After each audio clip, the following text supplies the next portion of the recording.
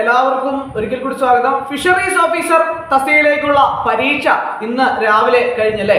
അപ്പോൾ അതിനു വേണ്ടിയിട്ട് പരീക്ഷ എഴുതിയ ഉദ്യോഗാർത്ഥികൾ ധാരാളം പേർ എന്നെ വിളിക്കുകയുണ്ടായി.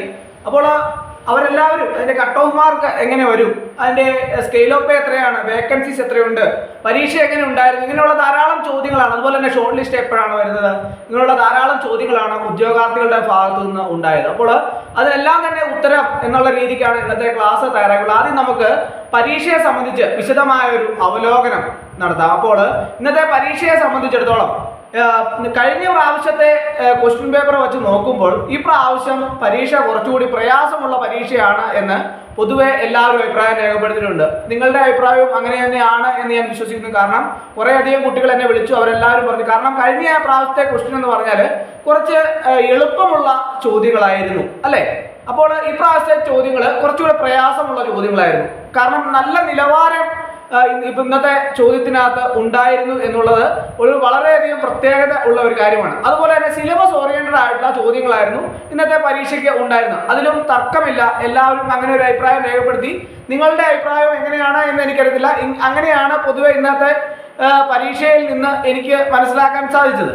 അപ്പോൾ ഇന്നത്തെ പരീക്ഷയുടെ സിലബസ് പറയുകയാണെങ്കിൽ ഫിഷറീസ് റിസോഴ്സ് മാനേജ്മെന്റും അതുപോലെ തന്നെ ഫിഷിംഗ് ക്രാഫ്റ്റ് ടെക്നോളജിയും ഫിഷിംഗ് ഗിയർ ടെക്നോളജി, അതുപോലെ നാവിഗേഷൻ ആൻഡ് സീമാൻഷിപ്പ്, അതുപോലെ തന്നെ ഫിഷ് പ്രിസർവേഷൻ, അതുപോലെ തന്നെ ക്വാളിറ്റി സ്റ്റാൻഡേർഡ്സ്, അതുപോലെ തന്നെ അക്വാറ്റിക് എൻവയോൺമെന്റ് മാനേജ്മെന്റ്, അതുപോലെ തന്നെ farming of food fishes and shell fishes, അതുപോലെ തന്നെ ornamental fish culture, aquatic animal health management, fisheries statistics, fisheries extension, fisheries economics, fisheries administration and legislation. ഇങ്ങനെയാണ് ഇന്നത്തെ പരീക്ഷയുടെ സിലബസ് വരുന്നത്. അപ്പോൾ ഇന്നത്തെ പരീക്ഷയ്ക്ക് വന്ന ചോദ്യങ്ങളെല്ലാം തന്നെ സിലബസ് ഓറിയന്റഡ് ചോദ്യങ്ങളായിരുന്നു.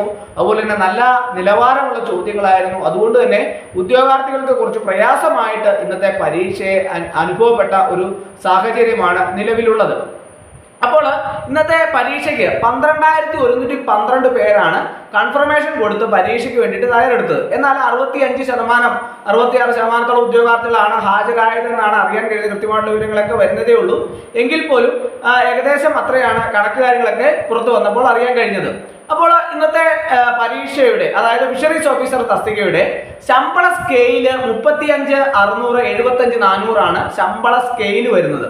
അപ്പോൾ ഇതിന്റെ വേക്കൻസിയെ സംബന്ധിച്ച് ചർച്ച ചെയ്യുകയാണെങ്കിൽ വേക്കൻസി നിലവിലെ നോട്ടിഫിക്കേഷനിൽ ആന്റിസിപ്പേറ്റഡ് വേക്കൻസി എന്നാണ് പറഞ്ഞിരിക്കുന്നത്. അതായത് വേക്കൻസി കൃത്യമായിട്ട് നിർണ്ണയിക്കപ്പെട്ടിട്ടില്ല. അതുകൊണ്ട് തന്നെ ധാരാളം ഒഴിവുകൾ നമുക്ക് മുമ്പോട്ടുള്ള ദിവസങ്ങളിൽ പ്രതീക്ഷിക്കാമെന്ന് ലിസ്റ്റ് വന്നതിന് ശേഷം പ്രതീക്ഷിക്കാമെന്ന് നമ്മൾ വിചാരിക്കുന്നു. അപ്പോൾ അങ്ങനെയാവാം, ധാരാളം ഒഴിവുകൾ ഉണ്ട് എന്നുള്ള രീതിക്കാണ്, അല്ലെങ്കിൽ വരാനുണ്ട് എന്നുള്ള രീതിക്കാണ് നമുക്ക് അതിൽ നിന്ന് മനസ്സിലാക്കാൻ സാധിക്കുന്നത്.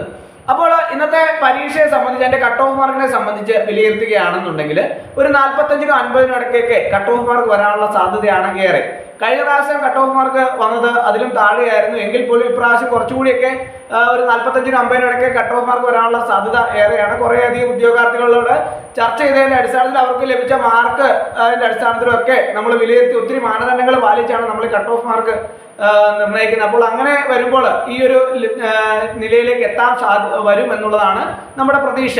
അപ്പോൾ ഇന്നത്തെ പരീക്ഷയുടെ ഷോർട്ട് ലിസ്റ്റിനെ സംബന്ധിച്ച് നമ്മൾ ചർച്ച ചെയ്യുകയാണെങ്കിൽ ഷോർട്ട് ലിസ്റ്റ് ഇപ്പോൾ തന്നെ തുടർ നടപടികളൊക്കെ തന്നെ ഉടൻ തന്നെ ആരംഭിക്കുകയും ബാക്കിയുള്ള കാര്യങ്ങളൊക്കെ തന്നെ വേഗത്തിൽ പൂർത്തിയാക്കുകയും ചെയ്യുന്ന ഒരു സാഹചര്യമാണ് നിലവിലുള്ളത്. അതുകൊണ്ട് തന്നെ മറ്റ് തടസ്സങ്ങളൊന്നും ഉണ്ടായില്ല എങ്കിൽ കൃത്യമായിട്ട് തന്നെ 120 ദിവസങ്ങളിൽ തന്നെ ഷോർട്ട് ലിസ്റ്റ് പ്രസിദ്ധീകരിക്കാനുള്ള സാധ്യത ഏറെയാണ്. അപ്പോൾ അങ്ങനെ വരുമ്പോൾ ഉദ്യോഗാർത്ഥികളെ സംബന്ധിച്ചിടത്തോളം ഈ ഷോർട്ട് ലിസ്റ്റ് പ്രസിദ്ധീകരിക്കുന്നതിന് മുമ്പ് സർട്ടിഫിക്കറ്റ് അപ്ലോഡ് ചെയ്യാനുള്ള ഷോർട്ട് ലിസ്റ്റ് വരാൻ സാധ്യതയുള്ളവരോട് സർട്ടിഫിക്കറ്റ് അപ്ലോഡ് ചെയ്യാനൊക്കെ ആവശ്യപ്പെടാറുണ്ട്. അതൊക്കെ കൃത്യമായിട്ട് തന്നെ നിങ്ങൾ അപ്ലോഡ് ചെയ്ത് കൊടുക്കാൻ വേണ്ടിയിട്ട് ശ്രദ്ധിക്കേണ്ടതാണ്.